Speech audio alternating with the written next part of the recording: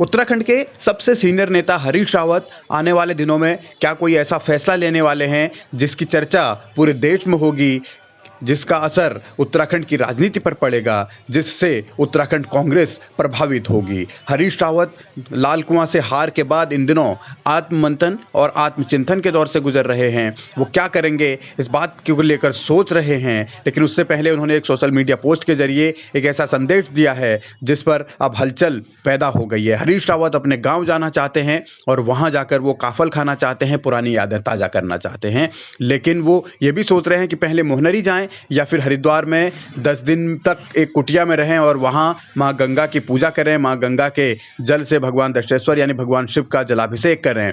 और वो कह रहे हैं, उनका दर्द ये है कि हर चुनाव में सबसे ज़्यादा दंड उन्हें ही मिलता है और इस चुनाव में भी उन्होंने जब उत्तराखंडियत का कवच तैयार किया था तो वो उत्तराखंड के मायके लाल कुआं में हार गए। वो पश्चाताप करना चाहते हैं और ये बतलाना चाहते हैं कि आखिर क्यों उन्हें हार मिली, वो भगवान से पूछना चाहते हैं। हरीश रावत के मुताबिक 2014 के बाद उन्हें कहीं ऐसा नहीं लग रहा कि उत्तराखंड को आगे बढ़ाने के लिए कोई कदम उठाए जा रहे हों, यानी वो मौजूदा सरकार पर तंज कस रहे हैं कि उत्तराखंडियत को आगे बढ़ाने के लिए कोई भी काम नहीं किए जा रहे। हरीश रावत 8 से 10 दिन तक हनुमान जी की मूर्ति के सामने भी बैठना चाहते हैं, हनुमान चालीसा पढ़ना चाहते हैं। हरीश रावत ये भी कह रहे हैं कि शरीर अब कमज़ोर हो रहा है। हरीश रावत उत्तराखंडियत का जिक्र पहले भी करते रहे हैं। भाजपा इस बात से घबराई हुई थी। हमने गरीबी का मुद्दा, बेरोजगारी का मुद्दा, महंगाई का मुद्दा, कुशासन का मुद्दा, अंधाधुंध खनन का मुद्दा, ये कोरोना काल के अंदर जिस तरीके से लोगों को मरने छोड़ दिया था उसका मुद्दा, कोरोना जांच के नाम पर जो फर्जीवाड़ा हुआ था उसका मुद्दा, ये सब मुद्दों को हमने बहुत तेज़ी से उठा करके भाजपा घिर गई थी। जो उत्तराखंडियत का हमने कवच पहन लिया था उससे जो सांप्रदायिकता की बातें करते थे वो कैंपेन असर नहीं कर पा रहा था।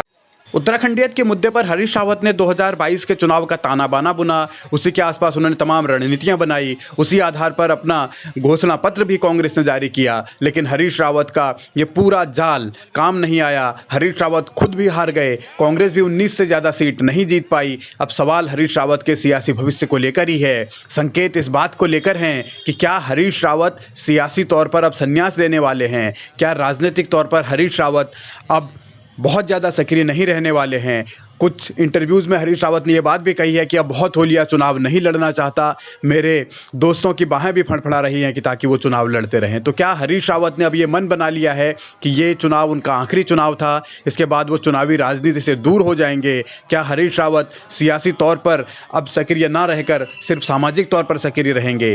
हरीश रावत का जो सोशल मीडिया पर पोस्ट है उसके जरिए तो यही संदेश जा रहा है, लेकिन वो कब तक और किस रूप से ऐसा फैसला लेंगे इस पर अभी फ़िलहाल कोई संकेत नहीं है, लेकिन सवाल ज़रूर उठने लगे हैं कि हरीश रावत मौजूदा राजनीति में अब कहां फिट बैठ रहे हैं। जब कांग्रेस में ही उनके खिलाफ बहुत सारे सवाल उठने लगे हों तो हरदा कैसे आगे बढ़ पाएंगे? जब शरीर भी कमज़ोर हो रहा हो तो वो कैसे राजनीति कर पाएंगे? सवाल यही है।